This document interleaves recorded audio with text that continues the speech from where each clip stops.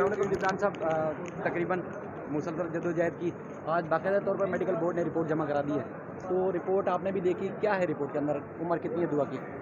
देखिए जी, रिपोर्ट के अंदर जो मोहतरम डॉक्टर साहिबान हैं, उन्होंने मुख्तलिफ़ जो टेस्ट किए हैं और मुख्तलिफ़ टेस्ट की नज़र में जो मुख्तलिफ़ एजेस हैं वो उन्होंने लिखी और फिर उनकी नज़र में उन्होंने अपना एक जॉइंट कंक्लूजन दिया है।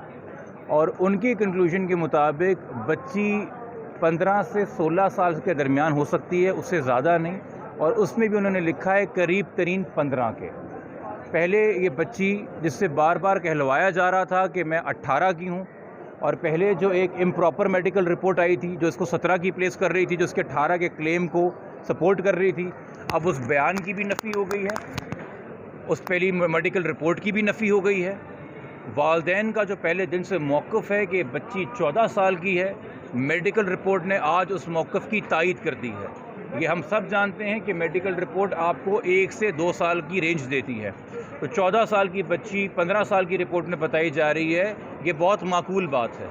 और चूँकि 15 साल की है और अंडर 16 है, तो आपके तवस्सुस से मैं सिंध पुलिस से भी मुखातिब हूँ और तमाम इस सूबे की हुकूमत से मुखातिब हूँ कि 16 साल की बच्ची की मेंटल स्टेट काउंट नहीं करती जब उसे घर से वरगला के ले जाया जाता है या बाहर बुलाया जाता है, वो किडनैपिंग के ज़ुमरे में आता है। सेक्शन 361, 363 बहुत वाज़े है, सुप्रीम कोर्ट के जजमेंट्स इनके ऊपर बहुत वाज़े हैं। 16 साल की बच्ची का से कम उम्र की बच्ची का निकाह आप सिंध में करें या पंजाब में करें, दोनों सूरतों के अंदर क्राइम है, इसमें कवानीन बहुत वाज़े हैं। और 16 साल से कम उम्र बच्ची के साथ किसी भी किस्म का जिनसी रिश्ता आप कायम करेंगे, वो सिवियर सेक्शुअल ऑफेंसेस के अंदर आता है, जिसकी कोई माफ़ी नहीं है। ये पुलिस भी इस बात से आगाह है। जिस मेडिकल रिपोर्ट का बहाना करके या जिस स्टेटमेंट का बहाना करके बग़ैर ये गौर किए हुए कि बच्ची ने किन हालात में स्टेटमेंट दिया है, पुलिस अपनी ज़िम्मेदारी से जान छुड़ाती रही है। आज मेरे ख़्याल में सिंध की तारीख के सबसे बड़ा जो मेडिकल बोर्ड बना है 10 डॉक्टरों का, उन्होंने हतमी राय दे दी है कि बच्ची 15 के करीब तरीन है।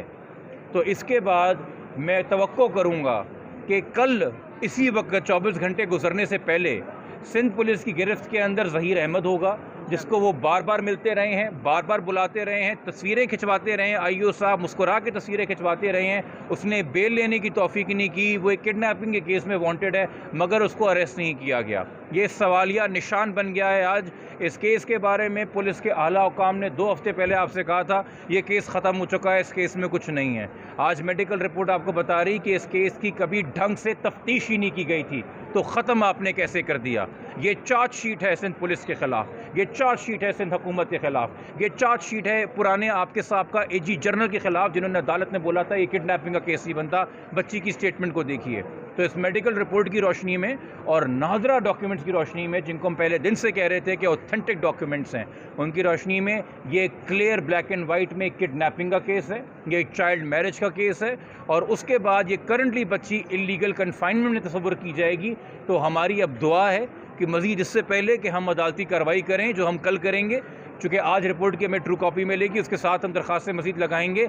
सिंध पुलिस आज हरकत के अंदर आ जाएगी, उनको पता चल जाएगा कोर्ट के और मीडिया के तवस्सुस से कि बच्ची कम उम्र है, पहले जितने उसके बयान थे वो झूठ पे मबनी है, और फौरी गिरफ्तारियाँ अमल में लाएगी। और जो वालदैन 2-2.5 महीने से कर्ब में मुब्तला हैं, तकलीफ़ में मुब्तला हैं, हर दर को खटखटाया है, हर दहलीज़ पे गए हैं, उनकी आप दाद रसी करेंगे और उनकी बच्ची दोबारा उनकी आगोश में लुटाएंगे। बच्चे को शेल्टर में भेजने की भी दरख्वास्त दें, क्योंकि आप अगर वो अंडर 16 आती है, ये अदालत का फैसला है। हमारे लिए तो माँ की आगोश से बेहतर कोई शेल्टर बच्चे के लिए नहीं होता। और माजरत के साथ हम ज़रा शेल्टर होम के ऊपर भी सवालिया निशान है। इस केस के अंदर, इस मौजूदा केस के अंदर, जिस शेल्टर होम के अंदर बच्ची को आपने भेजा था, उस शेल्टर होम की वकील जो हैं इस चाइल्ड मैरिज के निकाह ख्वाह की वकील बन के अदालत में पेश हो रही हैं। हम कैसे ट्रस्ट कर लें कि बच्ची शेल्टर होम में महफूज रहेगी, जब शेल्टर होम की वकील ही इस केस के मुलज़िमों की पैरवी भी कर रही हैं? हम कैसे तसव्वुर कर लें? माँ की आगोश से बेहतर कोई शेल्टर नहीं है। 2.5 महीने बहुत मजाक हो गया, 2.5 महीने बहुत भाग दौड़ हो गई। अब ये साबित हो गया है कंक्लूसिवली कि बच्ची वाकई में अंडर एज है, बच्ची वाकई 14 साल के करीब है। खुदा के वास्ते मैं अदालतों से भी दरख्वास्त करूँगा, मैं पुलिस से भी दरख्वास्त करूँगा, थोड़ा करम करें, अपनी जुरिस्प्रूडेंस सुलझाएँ। ये कम उम्र बच्चियों के निकाह के ऊपर जो है माओ की गोदे मत उजाड़ें। जो बच्ची निकाह के टाइम पे एक अबडक्टी है, एक विक्टिम ऑफ किडनैपिंग है, उसका स्टेटस अगर पूछा जाए निकाह के टाइम पे, बेटा तुम क्या हो, तो तुम मुग़विया हो, तो मुगविया के निकाह अगवाकारों से कब होने लगे और कब जायज़ करार देने लगे? ये वैलिडिटी ऑफ निकाह भी एक सवालिया निशान है। उस निकाह पे 18 साल उम्र लिखी गई है, उस निकाह के ऊपर झूठ लिखा गया हुआ है उस कॉन्ट्रैक्ट के ऊपर। वो किन हालात में हुआ, कैसे हुआ, और अब तक बच्ची के जितने बयान हैं कि वो कैसे गई है, वो सब सवालिया निशान है।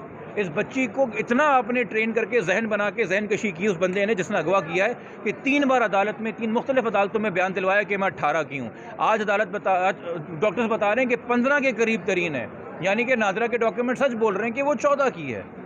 तो इस सबके सामने रखते हुए मेरे ख्याल में अब हम उम्मीद कर सकते हैं कि अब कान खोल के, आंखें खोल के, होश से तमाम इदारे अपना काम लेंगे और बच्ची की हिफाजत को बायकीनी बनाएंगे। Thank you sir, thank you. शुक्रिया।